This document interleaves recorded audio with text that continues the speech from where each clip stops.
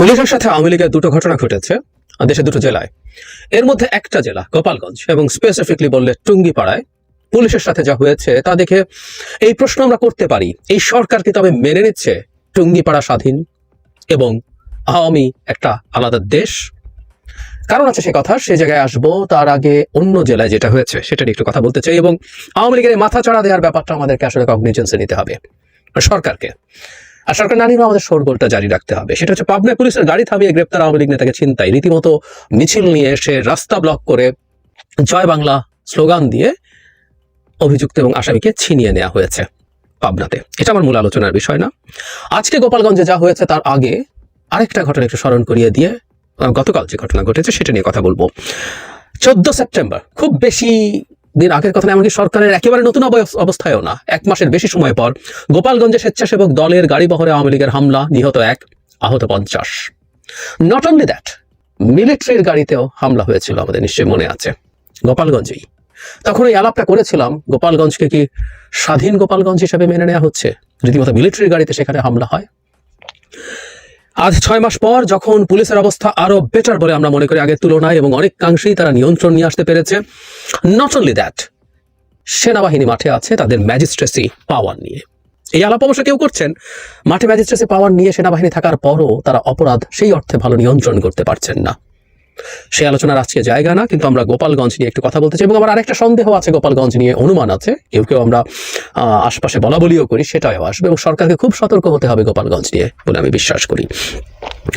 প্রথম আলো হেডলাইন হচ্ছে টুঙ্গিপাড়ায় আওয়ামী লীগের লিফলেট বিতরণে বাধা দেওয়ায় পুলিশের সঙ্গে সংঘর্ষ, গাড়ি ভাঙচুর। গোপালগঞ্জের টুঙ্গিপাড়া উপজেলায় আওয়ামী লীগের লিফলেট বিতরণের সময় এক কর্মীকে আটকের জের ধরে পুলিশের সঙ্গে দলীয় নেতাকর্মীদের সংঘর্ষের ঘটনা ঘটেছে রোববার সন্ধ্যার পর টুঙ্গিপাড়া উপজেলার খান সাহেব শেখ মোশাররফ হোসেন স্কুল অ্যান্ড কলেজের সামনে। এই ঘটনায় 5 পুলিশ সদস্য সহ 8 জন আহত হয়েছে, পুলিশের গাড়িও ভাঙচুর করা হয়েছে। পাল্টাপাল্টি ধাওয়া চলাকালে আওয়ামী লীগের নেতাকর্মীরা জয় বাংলা স্লোগান দিয়ে এক পুলিশ সদস্যকে ঘেরাও করে রাখেন। খবর পেয়ে ইউএন ওখানে গিয়ে শান্ত করে পুলিশ সদস্যকে ছাড়িয়ে নিয়ে আসেন। পুলিশ ও স্থানীয় সূত্রে জানা গেছে, রোববার সন্ধ্যার পর টুঙ্গিপাড়া গ্রামের সাফায়াত নামে আওয়ামী লীগের এক কর্মী লিফলেট বিতরণ করছিলেন। খবর পেয়ে টুঙ্গিপাড়া থানার পুলিশ এসে সাফায়াতকে আটক করে। তখন অন্য কর্মীরা এসে সাফায়াতকে ছিনিয়ে নেন এবং পুলিশের উদ্দেশ্যে ভুয়া ভুয়া স্লোগান দিতে থাকেন। এক পর্যায়ে দুই পক্ষের মধ্যে পাল্টাপাল্টি ধাওয়া শুরু হয়, পুলিশের গাড়ির ভাঙচুরের ঘটনা ঘটে, 5 জন সদস্য সহ 8 জন আহত হয়। ওসির বক্তব্য আছে এখানে। তারপরে গাড়ি ভাঙচুর করে আটকে রাখা হয়, খবর পেয়ে তারপর যে ছাড়িয়ে আনা হয় সেই তথ্যটা আছে। একটা কথা আগে বলে রাখা ভালো, আমি আগেই বলেছিলাম আমরা কিন্তু সামনে একটা সংকট, এটা একটু অফ টপিক, তারপর একটু যোগ করে রাখা দরকার। সামনে আওয়ামী লীগের কর্মসূচি নিয়ে আমরা কি করব, কিভাবে সেটা ট্যাকল করবো, কিভাবে সেটা হ্যান্ডেল করবো, এটা নিয়ে সরকার নিশ্চিতভাবে একটা সমস্যায় পড়তে যাচ্ছে।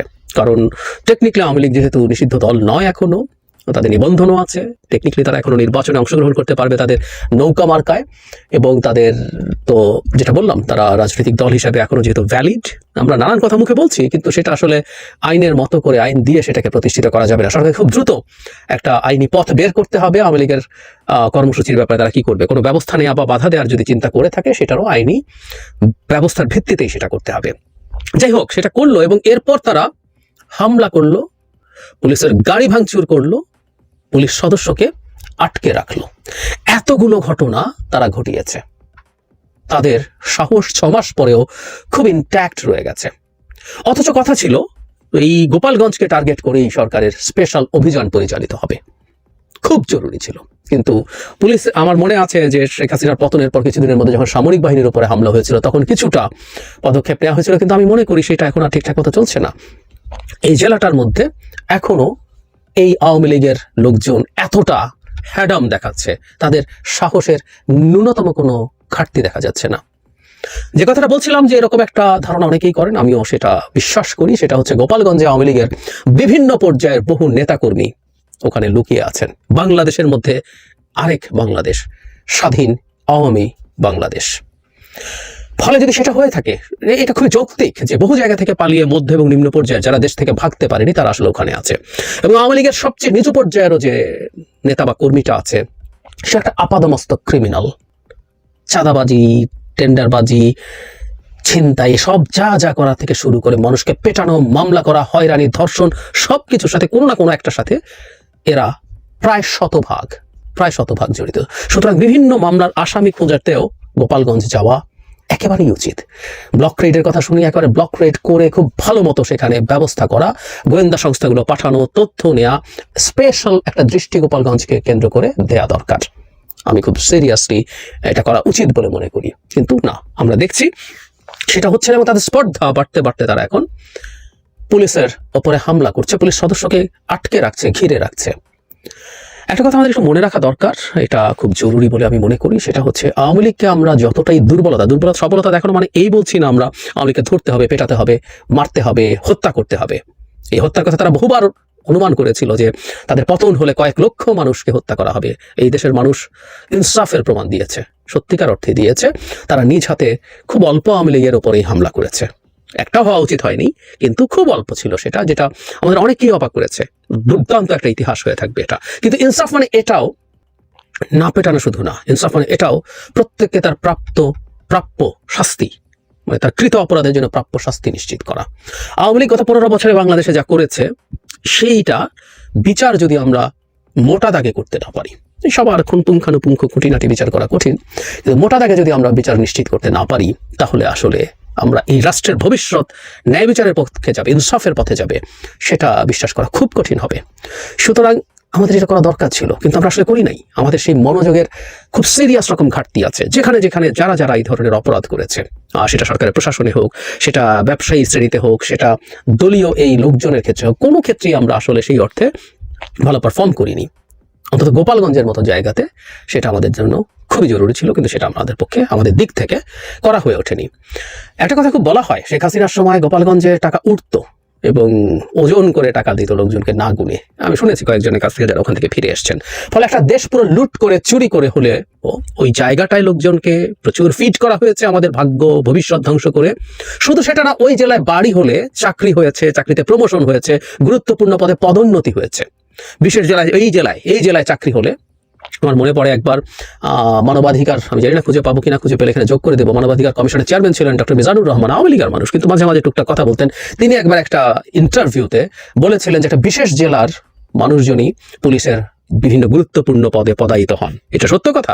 সুতরাং গোপালগঞ্জকে তিনি যা করেছিলেন, এটাকে আসলে আলাদা দেশই বানিয়ে ফেলেছিলেন বাংলাদেশের ভেতরে। ফলে এখন শেখ হাসিনা ক্ষমতায় নেই, তাতে এই বহু মানুষ, আমি সবার কথা বলছি না, প্রচুর বর্বর তৈরি হয়েছে ওখানে, এই সুবিধাভোগী বর্বর, তার সুবিধায় তো ঘাটতি পড়েছে, এবং সে যেহেতু সুবিধা পেয়েছিল, তারা চোখ বন্ধ করে শেখ হাসিনা নামের ওই বর্বরের পেছনে তার পক্ষে থাকবে, এটাই খুব স্বাভাবিক। আমাদের দেশের মানুষ এখনো মোটা দাগেও ন্যায় বিচার, ইনসাফ এগুলো বুঝে ওঠে নাই। আমার গোষ্ঠী, আমার ব্যক্তিগত স্বার্থ, আমার পারিবারিক স্বার্থ যদি রক্ষিত হয়, তাহলে আমি যে কারো পেছনে থেকে যাই। আমি ওই হিসাব করি না এটা ন্যায্য কি অন্যায্য। আমার কলেজ কিছু একটা চাইছে, সেটা ন্যায্য কি অন্যায্য আমি ভাবি না, আমি শরিক হয়ে যাই। যেহেতু আমার কলেজ চাইছে এবং এটা আমি বেনিফিটেড হতে পারি, সুতরাং নেমে যাই, আমি আর কোনো দিকে তাকাই না। ঠিক একই ঘটনায় গোপালগঞ্জের অনেক মানুষ, সংখ্যাটা অনেক বড় হবে।